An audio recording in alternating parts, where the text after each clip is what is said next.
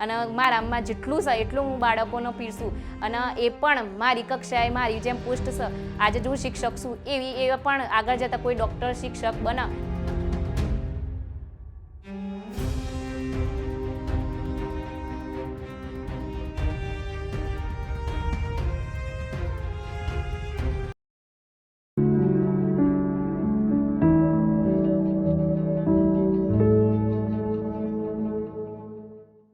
નવ કેટલા થાય? આંગળીજી કરો, બોલો. 14. 14 નો કેટલા મૂકવાના અહીંયા? 4. વધી પડી. ચલો 7 ને 8 ઓગળીજી કરવાની. કેટલા થાય? બોલો.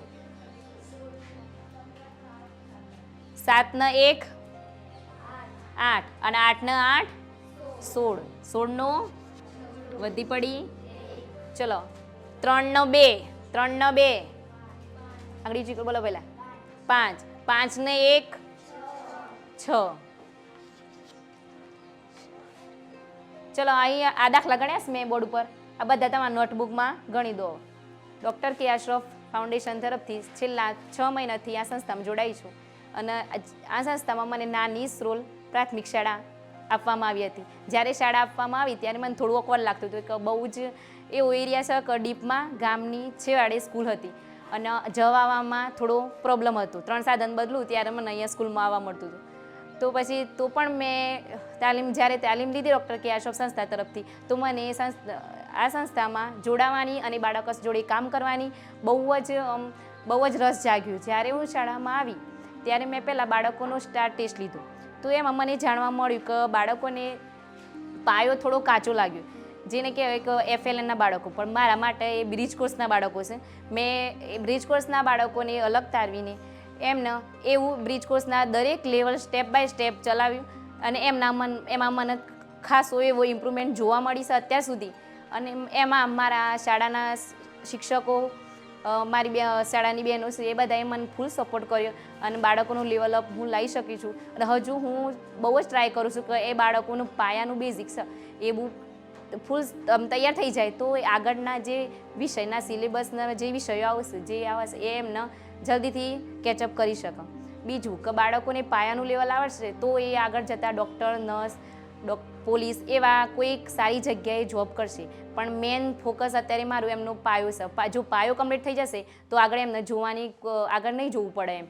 અને ગાંધીજીએ કીધું છે કે છેવાડે જો સારું મળતું હોય તો પછી આપણે ત્યાં જવામાં શું વાંધો છે એમ. તો એ જ મેં નક્કી કર્યું અને ભલે મારાથી ગામથી ઘણું દૂર હતું તો પણ મેં આ બાળકોમાં રસ જગાવ્યો અને મને બહુ જ શોખ છે ભણાવવાનો અને મારામાં જેટલું છે એટલું હું બાળકોને પીરસું અને એ પણ મારી કક્ષાએ મારી જેમ પોસ્ટ છે આજે જો હું શિક્ષક છું એવી એ પણ આગળ જતાં કોઈ ડૉક્ટર શિક્ષક બને અને એનો મને બહુ જ આનંદ થશે. અને જેટલું મારાથી થાય એટલા હું ઘણા બધા પ્રયત્નો એમના માટે કરું છું. એના માટે હું ઘણી બધી બ્રિજ કોર્સની મારી ડૉક્ટર કે અશરફ સંસ્થામાંથી જે વિડીયો આવ્યા છે એ વિડીયો દ્વારા એમને ભણાવું છું.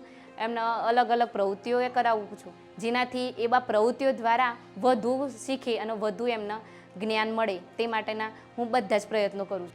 કે અશરફ વિશે પારુલબેન આવે ને એના લગભગ 3-4 મહિના પહેલાં જાણકારી મળી હતી. બરાબર. બીજા બધા વિસ્તારોમાં જ્યાં સ્કૂલો હતી ત્યાં ઓલરેડી કે અશરફના ટીચર્સ છે. એના વિશે જાણવા મળ્યું. કે અશરફ ફાઉન્ડેશનનું જે કામ છે તો જ્યાં ટીચરોની પહેલાં તો અછત છે. અછત છે તો ગવર્મેન્ટ ત્યાં પૂર્તતા નથી કરી શકતી. મારી શાળામાં આવે ને તો ઓલરેડી એક ટીચર રિટાયર્ડ સ્વૈચ્છિક નિવૃત્તિ લીધી હતી તો ઓલરેડી એક ટીચરની અછત હતી. તો જ્યારે અમને સમાચાર મળ્યા કે અમારી શાળામાં એક ટીચર આવવાના છે તો અમે વધારે ફોર્સ કર્યો જિલ્લામાં ને એમ કે અમારી મૂકજો જ એક ટીચર. તો પારુલબેન જ્યારે આવ્યા તો એમનું પહેલાં તો ક્વોલિફિકેશન પૂછીને તો પહેલાં MSc ફિઝિક્સ સાથે છે એટલે વધારે આનંદ એ થયો કે સાયન્સ ટીચર એક મળે. કારણ કે છોકરાઓમાં ટીચર્સ હોય બધા એક્ટિવ ટીચર જ હોય પણ જે સાયન્સ લેવલનું કામ થતું હોય ને એ ટીચર બીજા કદાચ નથી કરી શકતા અને મને વધારે આનંદ થયો. અને એમનું કામ પહેલાં તો શરૂઆતમાં એમનો ટીચર તરીકેનો અનુભવ પહેલાં ટીન્ટુની એક શાળા હતી ને કુડોલની કંઈ ત્યાં તો ઓલરેડી કામ કરી જ ચૂક્યા છે એટલે એમનો પોતાનો અનુભવ હતો કે પ્રાથમિક શાળામાં કેવી રીતે કામ થાય.